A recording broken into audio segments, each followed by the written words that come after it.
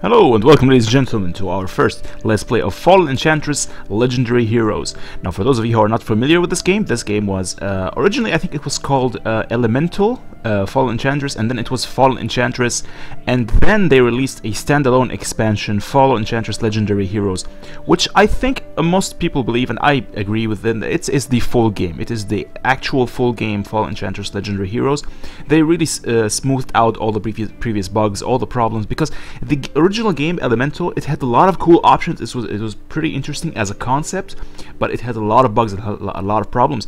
This one is amazing. It is probably the only game I know, or at least the most popular game, which has been able to combine turn-based strategy and RPG, and probably the only game in which the RPG aspect will have a direct influence, a direct impact on the strategy aspect, especially if you're playing with leaders and heroes that are magicians and commanders, because all the research you will get, all the skills, the abilities, the the spells, the city spells, the city enchantments, they all have an effect on this overall strategy and your playstyle. So yeah, this is one of those games where RPG is very effective on strategy. And as always, I will be playing as a custom faction, because that's my thing. I love anything that has any game that gives you the ability to create your own faction, your own empire from scratch, from every single small aspect. I will definitely be playing that, and this is one of those games. I do actually have almost all of the DLCs except for the map pack. Yeah, I have all the DLCs except for the map packs. I have the Dead Worlds DLC, of course, the loot, and the heroes, I think, DLC and all that stuff. Anything that will affect the actual customization, the faction customization. Now we could play scenarios. We have actually 2 of them. I'd really prefer to ignore the campaigns. I tried both of these campaigns. They're not very entertaining. I prefer to playing a custom game with your own custom faction. That is clearly the strongest point of Fallen Enchantress Legendary Heroes. I will show you just a few of the factions I have actually created. We're gonna click New Game here. Now this is the Undead. This is the standard Undead leader that comes with the game. He is Morrigan the Risen. And if you've actually played the game for a while and you read the lore, the quests, the mythos, you will understand who this guy is. He's really one of those ancient wizards who he did something horrible for some reason apparently, and now he is undead. These are the standard heroes. These guys are portrayed as the good guys. Now this game has Kingdom and Empire, which is basically the morality system. It's a very black and white system, really. It's kingdoms, like the Capitar, for example, are usually the good guys, and the evil ones, I think, like the Rizoln, I believe, the Magnar, yeah. And of course these guys in Ythril, which is supposed to be like the warmonger race. They have no ranged weapons. They're like all in your face warrior type people. They're tough, they're warriors, stuff like that. And they come with a very powerful melee leader. Now there are so many classes, and I will explore this with you right now. Now remember, this game is not perfect by all means. It has a lot of problems, but still you can really ignore them in favor of all the things that it gets done right. The things that are done right in this game really just make you ignore all the bad stuff, especially the unique aspects. There are things in this game that are present here that are not present in any other game I've played. I mean, when it comes to combining RPG and tactical and turn-based strategy, I think this game surpasses most of its competitors, like Endless Legend and the Warlock series, I believe. I'm pretty sure there are other examples, but these are the ones that come to my mind immediately. Now here are the factions that I made myself. This one is basically the Beast Lord gimmick. I might actually play this one eventually. The Beast, these guys, the Tulani Pathfinders, I actually give them a little bit of story there. Check this out. You might want to read it. You might want to pause it if you want to read it. But I'm not going to be playing these guys for now. This is the Beast Lord. Basically, they get to control enemy beasts. It used to be overpowered, I think, but at some point they nerfed it a little bit. Now you have a chance of capturing beasts. You can't capture them every time. This one is the Median Vanguard. Geth here is the Summoner. And by the way, the female models are much better than the male ones, I believe. And I will show you about this one eventually, another cool faction I created. But I'm going to be playing this one. His name is Gargoyle. I actually picked that name because it sounds kind of badass. And I did not have any specific names to give him. I could have named him Crimson, I suppose, but why would I do that? That's a bit too narcissistic. I decided to, try something different. And I'm gonna name him Gargoyle. He is like the scholar, the Shardfall Exodus. The concept of this faction is that an exiled force from another world that fell and scattered in the Verkan wasteland. I'm pretty sure this is an area in the Elemental. I decided to make that a part of the game. Their equipment lost, their spirits broken.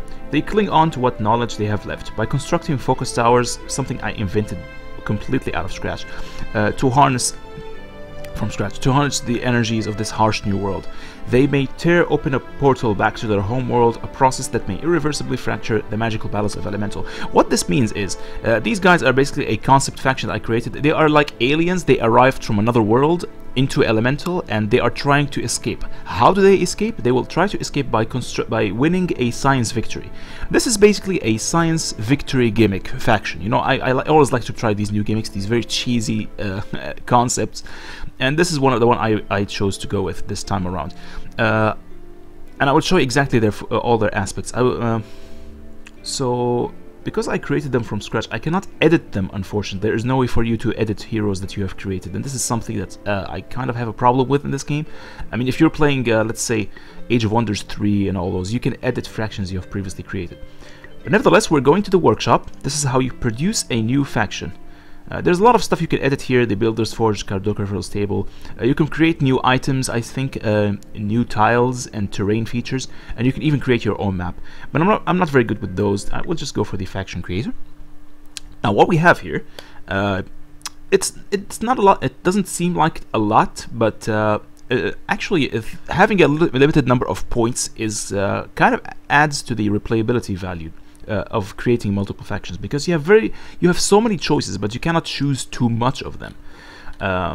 So yeah, you can see here the race. The race, of course, is will dictate your technology. I think your type of specific types of the appearance of your units, and maybe their names of the cities, I suppose. Yes, and of course they all have their own racial traits and unique abilities. So, for example, the men, these are the standard humans, I suppose. They have Altarian blood plus 10% experience, which is they're kind of interesting. The henchman ability, I don't really find it very interesting. The Mancer is really cool. They have +1 movement. So if you're trying to establish a strong, like a scouting nation for some, perhaps, or a nation that relies on first strikes, yeah, these ones are pretty cool. The ironies, these are the ones that I actually chose, but I will come back to them later.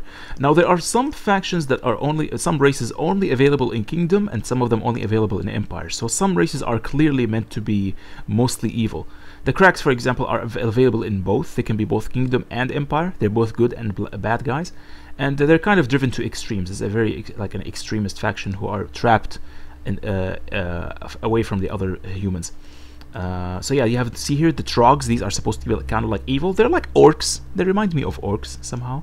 The Orcs and the Quendar, of course. Oh yeah, these are like the Magnar people. All right, I will go with Kingdom. I went with Kingdom actually. Oh yeah, and one more difference between Kingdom and Empire is that when you create a hero with Kingdom, they will have the ability to choose life magic. They can choose life magic. Whereas Empire, they don't have life magic. Instead, they have death magic. So that's another key difference between Kingdom and Empire. We went with Kingdom, and I went with the Ironeers. What I was trying to do is, I wanted to give them a negative trait, a weakness. So if you choose a weakness, you will gain 1 point. You saw that we had 3, now we have 4. We can remove this, we're back to 3. This will give you the ability to choose more stuff from the positive traits. So what we did, for example, I went with Rebels. I think it's a bit too tough. Plus 10% unrest on all of your cities. It will really impact your economy, and I don't want that, because especially if you're playing as a science faction, you want to make sure that your economy is always good. Uneducated, another problem here. I definitely do not want to go with this. I want my research to be maximized. No ranged weapons does make sense, because in this game, unfortunately, ranged weapons are underpowered, and in fact, we could go with this one if we want.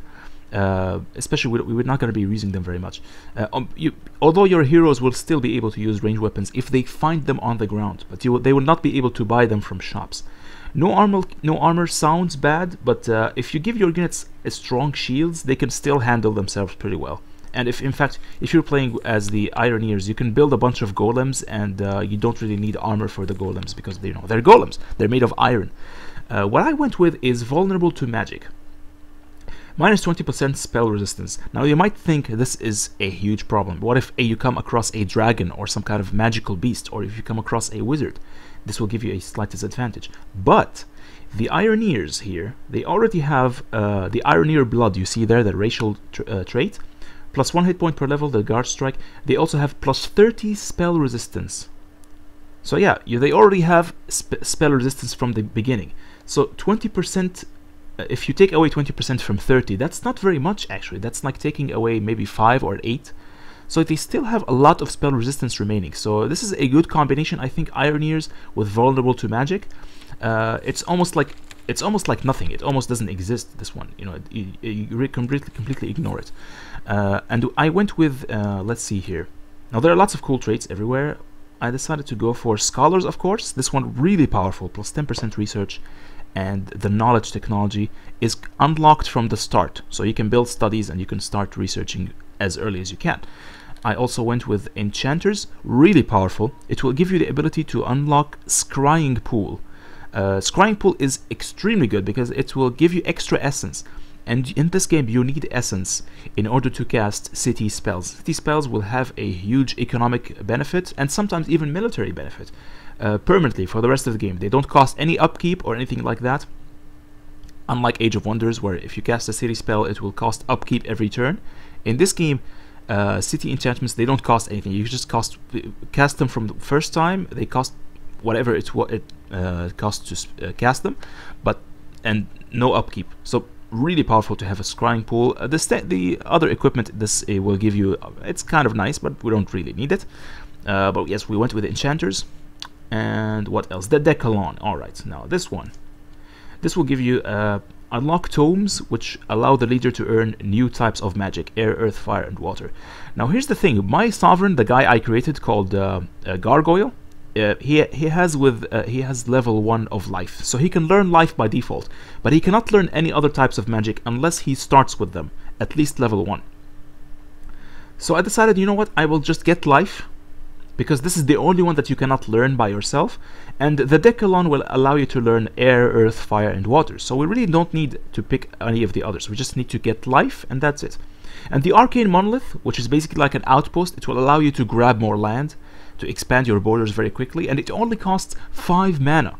If you want to build an outpost the normal way, you have to waste a Pioneer, which costs like 250 population, really big. So I decided, why would I do that if I can just use a 50 mana to have an outpost, and I can steal resources from other empires this way, from neutral territory. So yeah, Decalon, really good. There are other things that can be useful if you are playing as a science faction. Civics, for example. You start with the civics technology unlocked. What else? You can go with the warrior cast. No, where is it? There are a lot of stuff you can go. Yeah, warriors. Yeah, faction starts with trading technology. Here's the thing: if you have any technology unlocked from the beginning, this will undoubtedly help you towards your faster research, because it means you have less. You have to research less things in order to achieve the desired end result. So yeah, that's my philosophy when it comes to research. But I don't think we need any of the others, to be honest. I think these are just perfect. Scholars by itself is just excellent. Enchanters, if you have magical cities, that's all you need. Now we can go for the appearance. You can change the colors. You can change really everything. The crest, for example. The crest I chose, I believe, was which one? I don't remember the exact. Okay, I believe it was the book. Yeah, the book thing, like maps and spells and such. You can change the colors. Well, it doesn't look like he is changing very much. I mean, you could change the hair color, perhaps. Yeah, let's change the hair color. You can give him some really stupid stuff. Look at that. He's like a, I don't know, like a nightclub goer or something. You can change skin color, make him completely dark. Holy crap. So yeah, now they have like more African looks. They're more African Arab looks, I suppose. You can change the color of their buildings as well. And here you can write the story. Now you can write your own. It's really cool to write the story. You can change the name of the faction itself, the shorthand, of course, and yeah. So this is the one I went with so far, I think. When it comes to, you know, strengths and weaknesses. Now we will go to.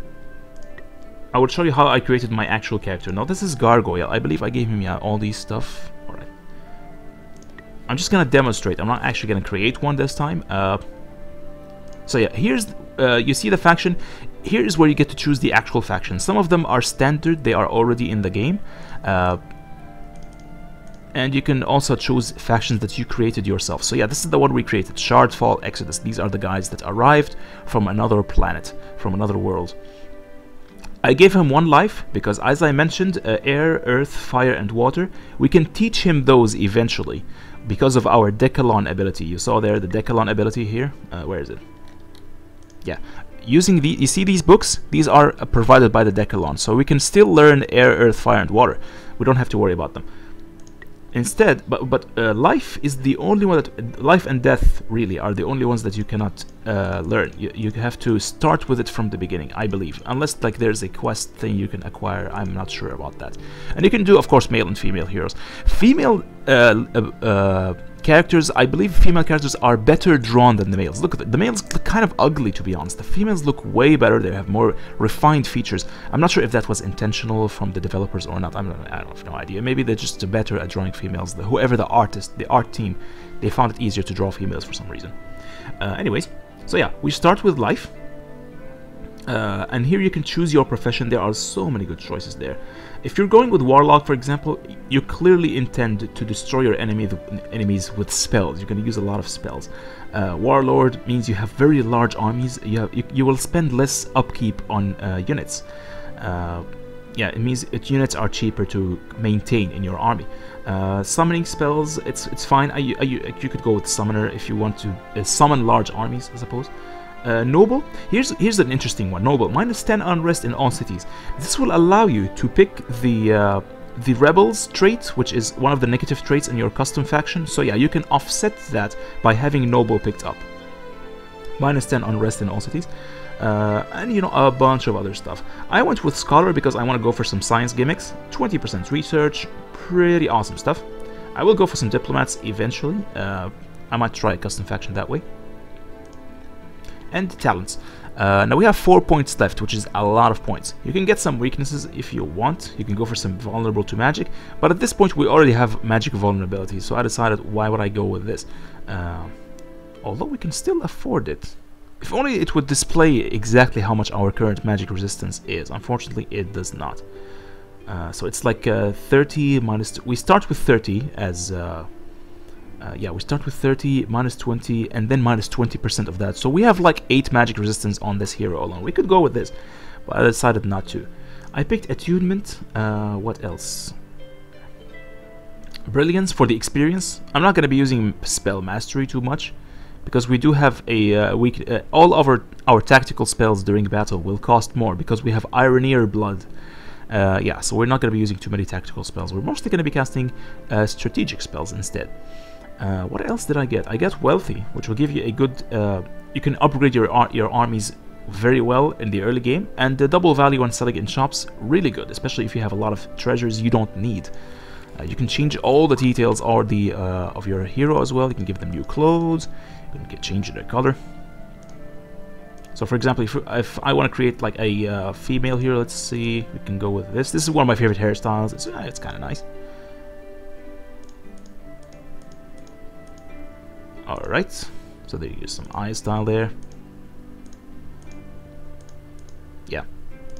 And you can even make her dark skinned. Well, I think it looks pretty cool having dark skinned character there.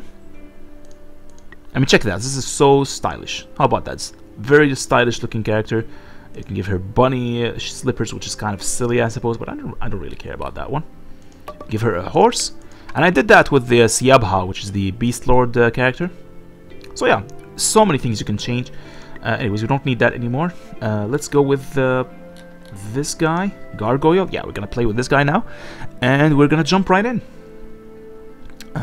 Of course, I will be restarting the world until we have the one that we want best. Let's see, generate a random map. I usually go with generate random map because, you know, I don't really care too much for these. They are very... I tried a few of them and I really don't care for them very much. I prefer to go with random map. We're gonna play with large. Everything is balanced. Everything is on default. Yes. Next. number of opponents 6. This will make the game a little bit shorter. Kingdom versus Empire, I suppose it's fine. We can keep an even number. It means there will be like 3 of kingdoms, 4 of... you know what, let's make it 7. This way there will be 4 kingdoms and 4 empires, which will make the game overall more balanced. Challenging because, you know, the lower level AI are actually really bad, and I prefer to go for... Okay, how high can we go? We can go all the way up to insane. So normal is normal, challenging. I will be playing challenging this time, and maybe in the next Let's Play I will go for some hard. But this time, because it's my first Let's Play for Fallen Enchantress, it will be challenging.